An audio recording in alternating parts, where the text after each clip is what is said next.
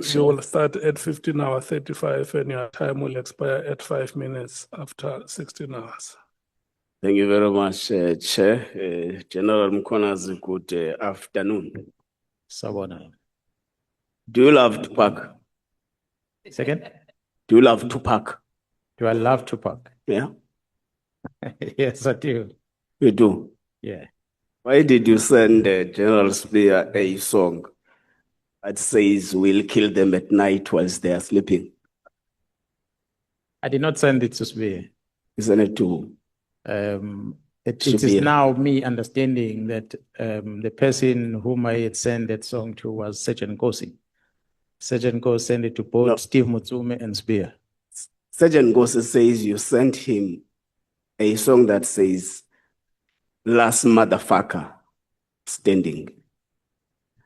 Breathing, sorry. Then the other one you sent either to Shibiri or Sibiya, I don't know, but the Sibiya was complaining about it. That you send people midnight songs that you'll kill them at night while they are still sleeping. No, I did not. He can show you his phone. I did not communicate with Sibiya and send him anything. So But you did he send might the be song. reading something from somewhere. What I believe he might have read or listened to the song that I sent to Nkosi, because Nkosi looks like Nkosi did send it to him. Okay. No, that was in passing.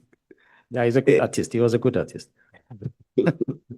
Chair, I think in respect of what the general has submitted relating to what would be seen as an affidavit handwritten by Prim. My worry, firstly, is that it looks like it will be hard for us to question the general around the contents of that affidavit on the basis that he does confirm that he got it from someone else who gave it to someone else who took it from someone else, and he can't surely verify or confirm the contents that are contained in that affidavit. And if you check the nature of the affidavit, Chair, it's an affidavit that has not been commissioned. It's handwritten. It has not been commissioned. Yes, there is a signature at page, I think page 8 at the end of that affidavit. And looking at the contents, Chair, it contains a lot of serious big allegations against a number of people who are presiding actually over a number of institutions of government. So I would suggest, Chair, that we first seek for a confirmatory affidavit from this Prim person, and two, we request the National Commissioner of Correctional Services to confirm in detail to us if there are people who would have been in at Hosimaburu Correctional Center who requested to see Mr. Prim in relation to this matter. Do they have in their record any form of visit to Mr. Nhlanhla on the 9th or 10th of September 2025? Because the allegation contained is that it's the lawyers of the minister who went and to see Mr. Nhlanhla in a way of trying to do some affidavit. I'm sure the affidavit was meant for the appearance, according to the allegation, was meant for the appearance of Mr. Nhlanhla before the committee. So I think, Chair, from where I'm seated, was he himself will find it difficult to confirm some of the contents in respect of that affidavit. Moving forward, Chair, I want us to go back, General, to the Mlochwa issue. The evidence leader did ask some of the questions. Before you go ahead, must just concretize this and make sure or ascertain that the request that you place on record here has been captured by the Secretariat. Because I did. When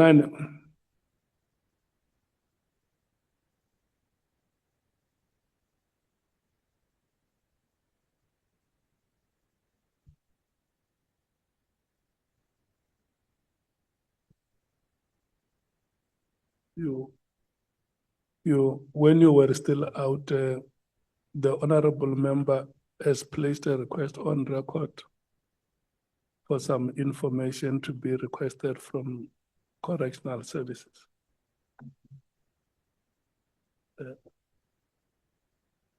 Okay.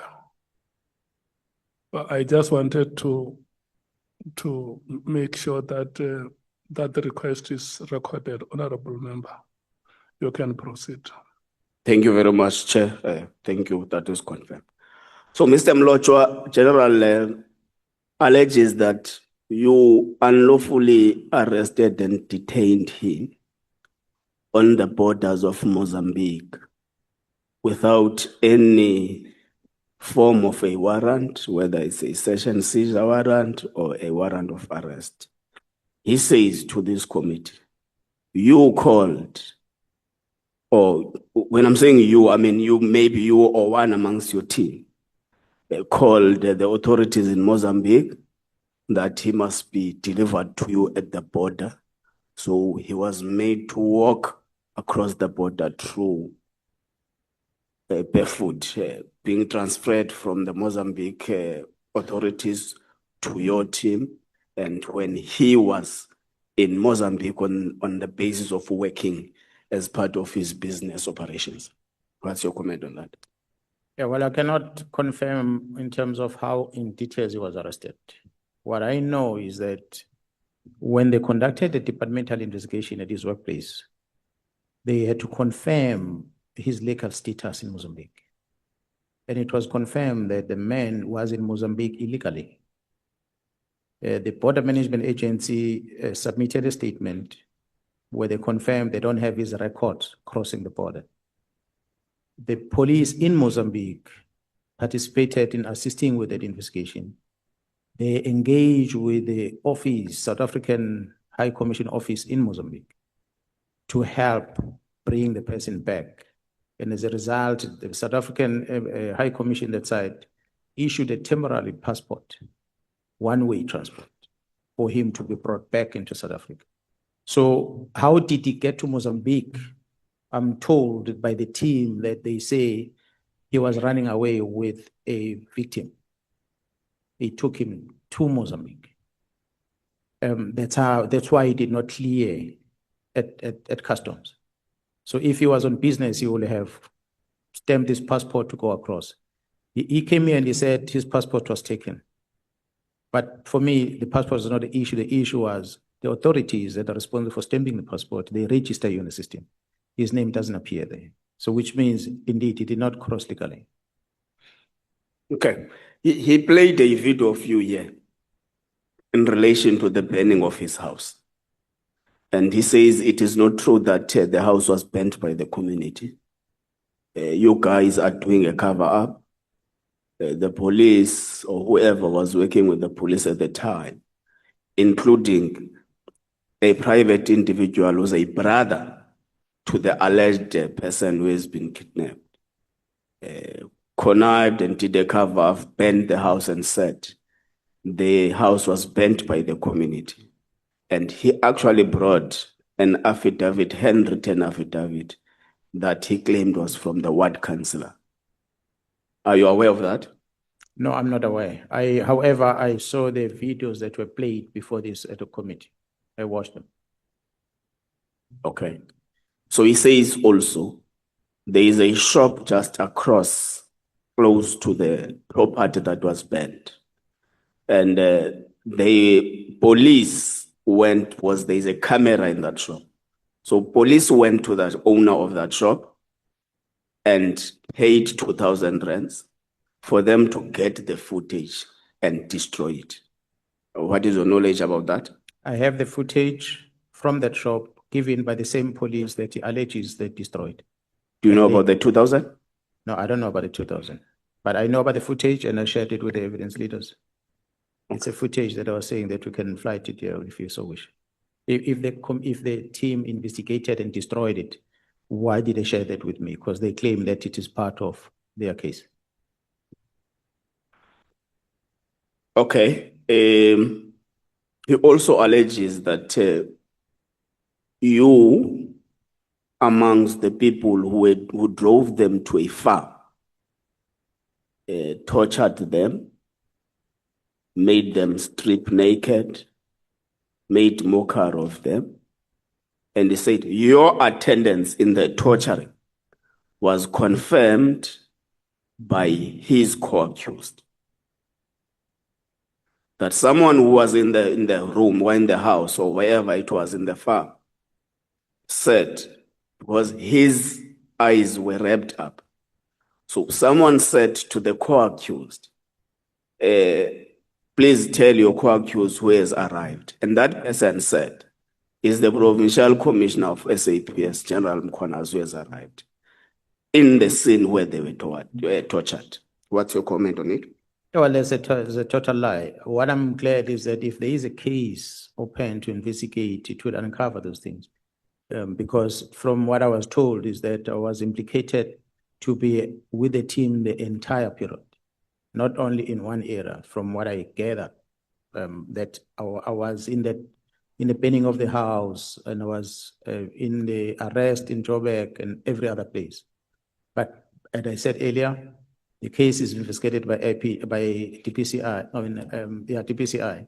So I don't know the details, the date when they came in, how they booked them in and out of the correctional facilities, and what did they do after that? I don't have the details. So okay, that's fine. I think let's pass this. Okay, the issue relating to. He says he is a co-complainant in the Nengi case that I plead against you. Are you aware of that? That's what I was told, that all three of them that were arrested, they opened a case. That's what I was informed by Jerusalem. So I have not seen a docket, neither engaged with the investigating office. So I don't even know who the complaint is, except what Jerusalem told me. Yeah, he also says he got a confirmation from Nengi that you sent Nhlanhla to speak on your behalf, that the complaint must be withdrawn. Remember, what I can confirm, what I can tell you is that there is an allegation that the Nangi story was discussed at the meeting at Nhlanhla.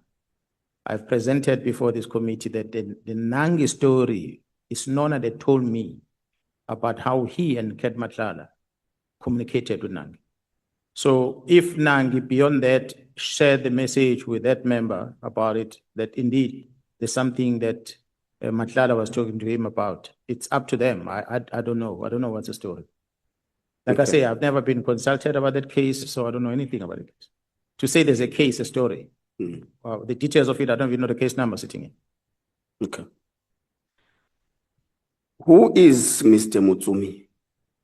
It's $1 million question. I'm glad you're asking that question, because Nona, who was in a meeting with me, Nhlanhla, when they told me about Mutsumi, the Mutsumi's property, the location and everything, and how he and Sibiya operate, they were afraid to read the name. He was afraid to read the name when he appeared at Nhlanhla Commission.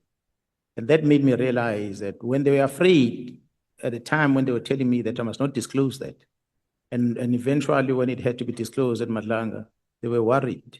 We listened to the evidence at Nhlanhla, how the name of Mutsumi keeps coming up.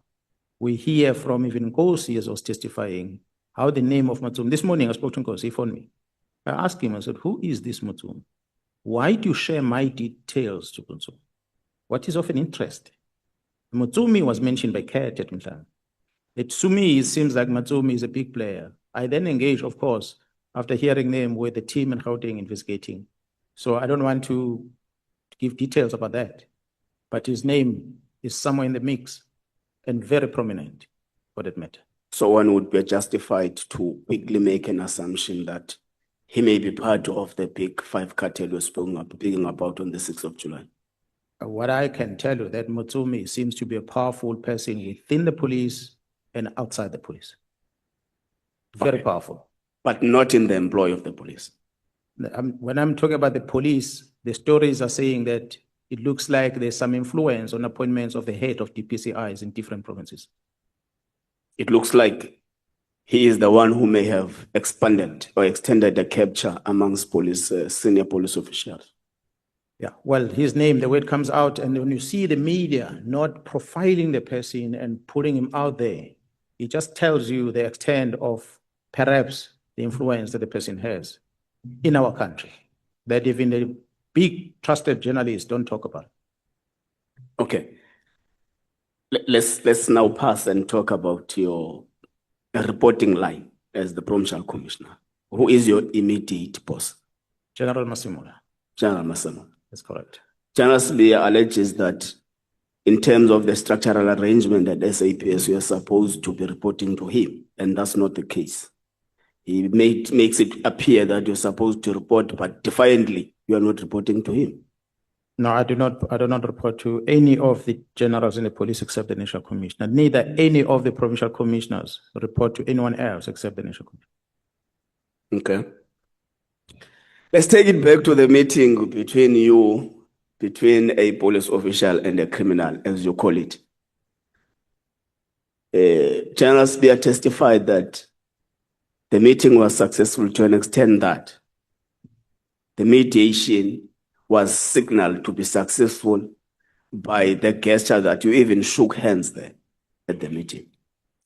Honorable Chair and members, what I can indicate on the meeting, when the minister started introducing the purpose of what the meeting is about, the question I asked the minister was, Minister, you are calling this meeting few months after we hosted the Interpol police chiefs in KwaZulu-Natal in Durban when they came to celebrate the police day with us in January. You are now a few months later inviting us to come and forge a peace between me and sibiya.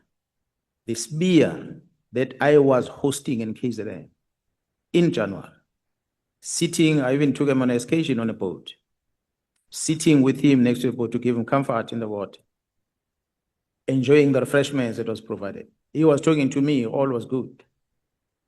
For every other meetings that we meet at the POC, we talk.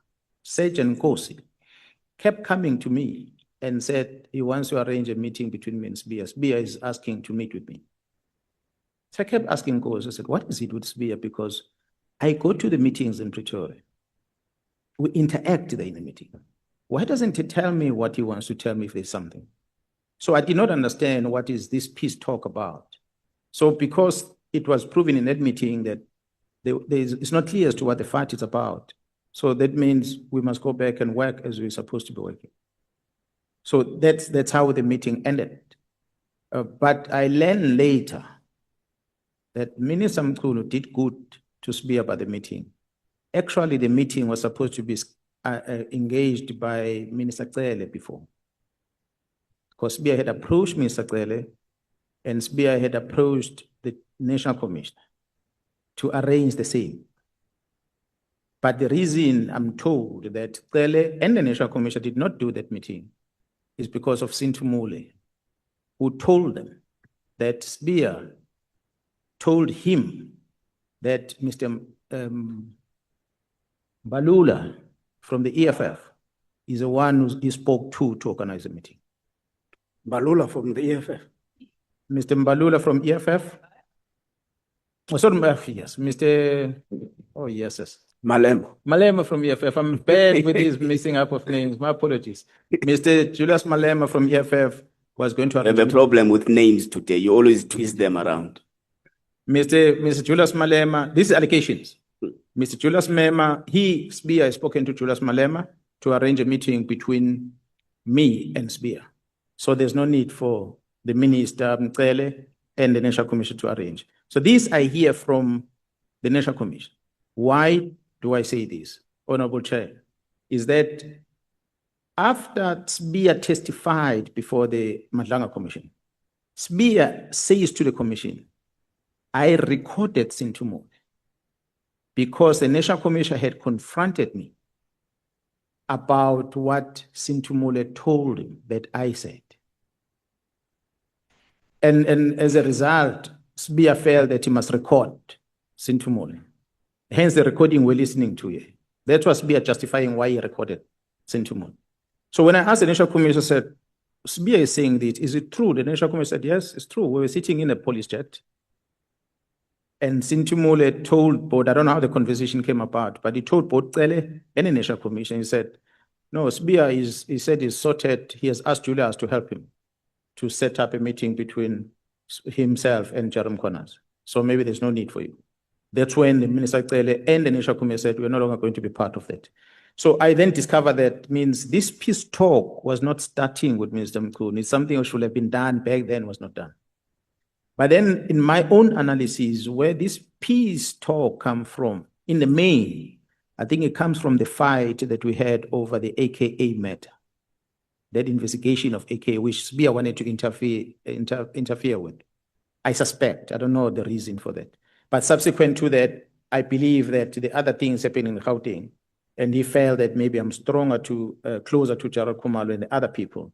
Perhaps to have him getting things done, he must come through me. I don't know. Did you shake hands?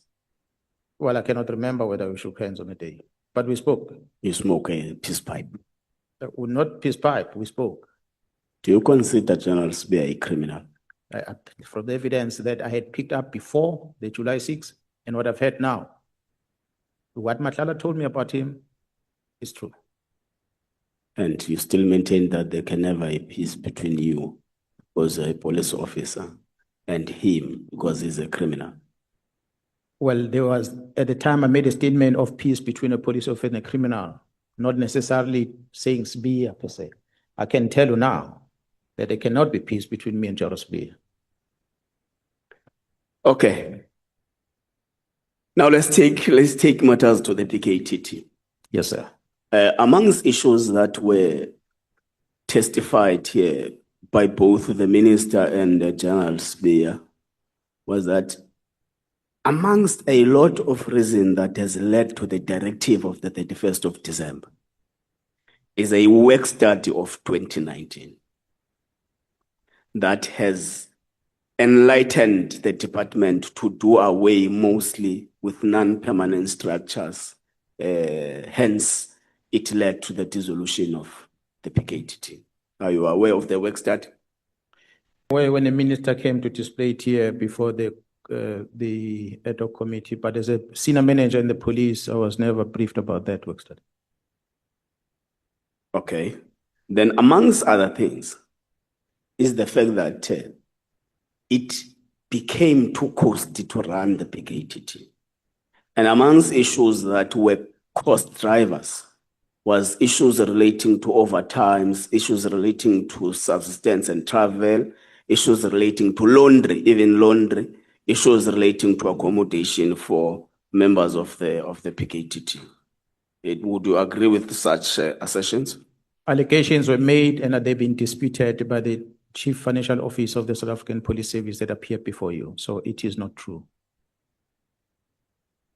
Was part of what would have been testified before the committee is that this thing of some senior SAPS top management members appearing surprised with the 31st December letter is actually a fiction because there would have been numerous meetings that sat between the ministry and the top management of SAPS who actually worked towards a plan for the dissolution of the political killings task team. So have you been part of those meetings?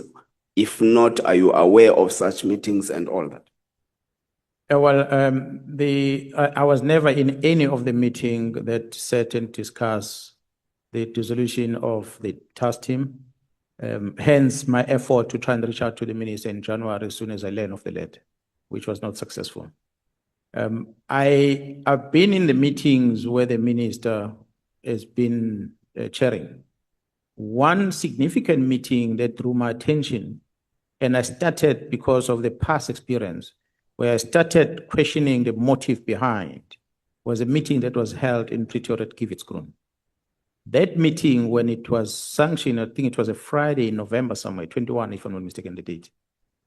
I was in KZN with the Minister of Public Works. There was a event there at ICC. The minister was there.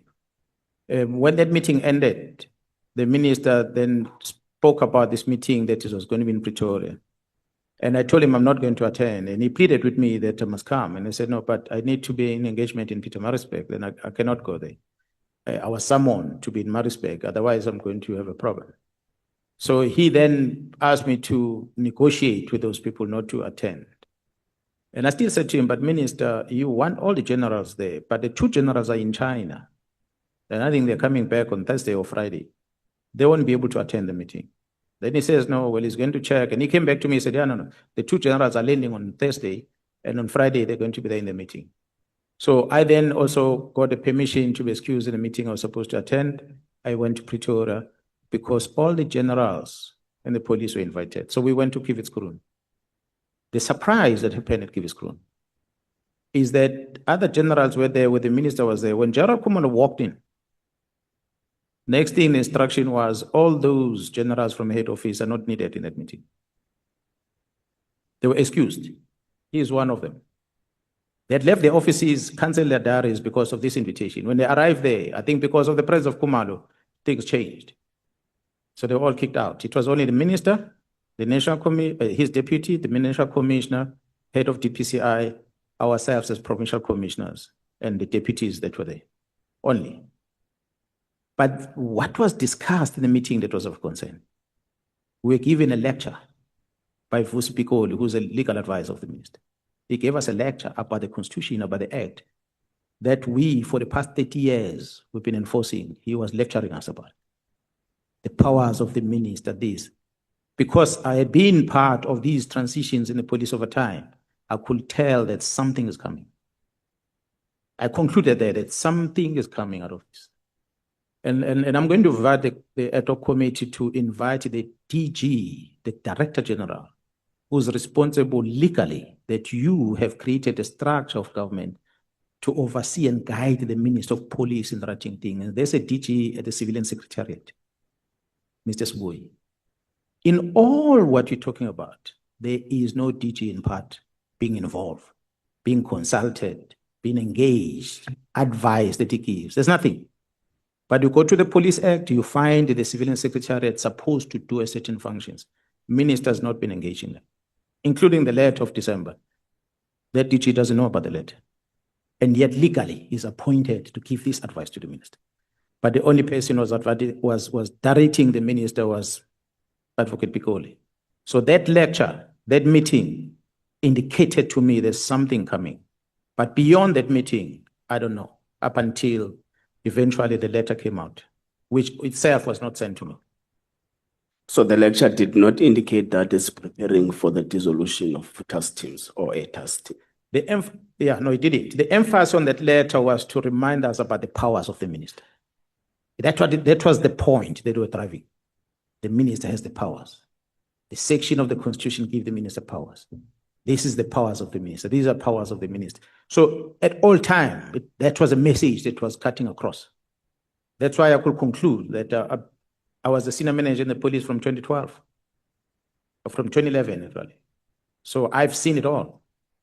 I could read that something big is coming out of this, although I did not know what it is. So later, when the letter came out, I then started wondering that could it be the build-up to this? So you're also not part of the 1st November and the 22nd November 2024 meetings? No, I was not there. You're also not part of the meetings that were dealing with the organizational structure of SAPS? Honorable Chair and members, the disease that we have in the South African Police Service, again, is that the Police Act gives the powers to the National Commissioner to organize the service, not the minister. So for the minister coming here and say he was part of the structural thing, he gives himself powers that he doesn't have. So the discussion they were having, I was not part of. And I'm sure all the provincial commissioners that are there in terms of the Constitution, they were not invited to be part of it. The only engagement we've ever had regarding the new structure, which the minister was referring to, is when we invited in Pretoria the Board of Commissioners. The person who was presiding over the meeting was Gerald Musikiti, if I'm not mistaken, with sibiya sitting on the high table. The rest of us were in that conference. What was presented in that meeting was the new structure. A new structure that my comment was We cannot just keep on restructuring without applying our minds. You created division because you want to please someone. A lieutenant general, you're going to pay 2 million rand salary plus the vehicles that you must have, plus the staff in the office. The cost of one lieutenant general, it's a lot of money. So you can't keep on creating structures, blocks that are not well informed. So that was the engagement. I'm sure you can find minutes of that. That is the only time where we engage on the structure. But we said, in any way, we are talking about the structure. The only National Commission has the powers. The structure presented to us is already signed. So we are just discussing after the fact. We can't do anything about it. So whether what led into that structure being the blocks is put and the National Commission signing was preceded by a meeting with the minister, we were not part of it, at least provincial commissioners. I can speak on their behalf. Okay. Now, the evidence leader asked you about a funeral of Nhlanhla, whom you regarded as your friend and a brother. Were you very close to Mr. Nhlanhla? I was not very close to Nhlanhla, but I was close to his brother, his elder brother. I happened then to get to know Nhlanhla, but to the extent that we can say we're close, not much. Were you the first? When I, for a typical example, when I go to a soccer stadium, I'll go with his brother, not him. Okay. Yeah, so he's not a person that I was having that relationship, but I knew him because of his brother. Were you the first one or amongst the first people who arrived at the crime scene when he was shot dead? I will not remember exactly who was there, but to the extent that the brother called me to go to the crime scene, so someone might have been witnessed the murder and contacted the brother. And for me to travel from Montana to get to that plot, surely there might have been people in there. I cannot remember because it's not what is in my head. But definitely there will have been people in there. But who it was, what I know, his brother was not there because he's the one who asked me to come to early. But do you understand this insinuation in that statement, without having been expressly said, is that it may happen that you would have known about that prior it happened, hence you were amongst the first people, if not the first person to arrive at the crime scene. And it goes further when it is testified by Mr. McBride that time mkhwanazi was even in HR. So an insinuation that people would have been expected to arrive earlier are the police officers on duty in preventing crime. So do you understand that kind of insinuation? Definitely. Definitely, I do understand. I think that's why I kept on saying, honorable members, that I think that case needs to be started afresh. There are things that are not being brought into the open about that case. I don't believe that everything that was done to close that case was justified. That case might need to be reopened. Some things that are hidden in that docket. I'm grateful for the fact that, as we say, I was at HR and other places, minding my business in Montana. The person that mobilized me to get there is a brother. Had he not called me and given me the location, I would not have gone there. Even his house, Nhlanhla, where eventually I ended up, was his brother that took me to the house. Because otherwise I did not know. I was always meeting him at the brother's house in Central. That's where I was always meeting him, not where Nhlanhla's house was. So Mr. McBride making an insinuation that goes all the way to me not attending the funeral. At least from my side, the brother knows everything and he was there and he saw me, not even me alone, with my wife there. So that's the advantage that at least I have. So for the fact that he's making those statements, it makes me suspect that perhaps Nhlanhla's murder might involve people that he was close to. Another insinuation in respect to Nhlanhla's murder is that Nhlanhla deposed an affidavit to IPID that implicates you of having a hand in trying to sabotage the case against General Nhlanhla. And he was later after that killed.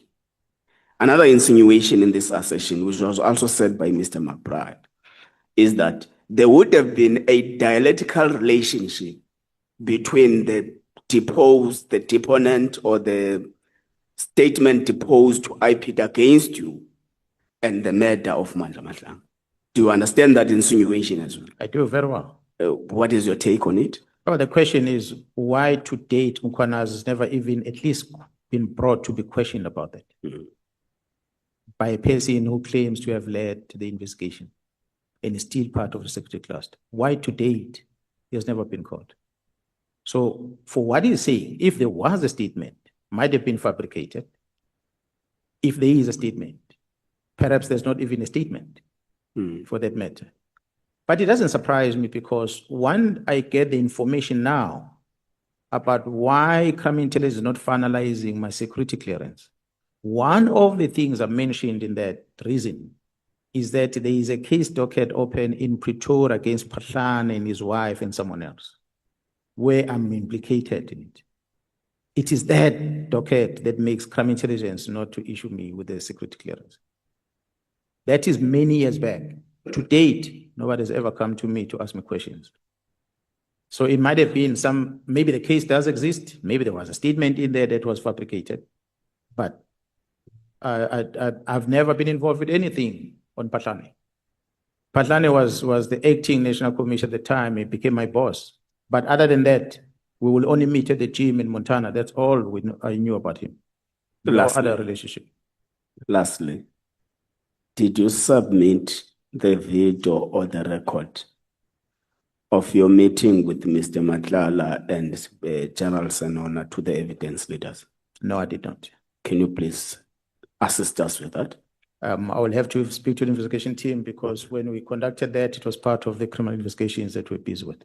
Okay, noted. Thank you, Chair. Thank you very much. I will allow my colleagues to pursue where I might have left. Thank you.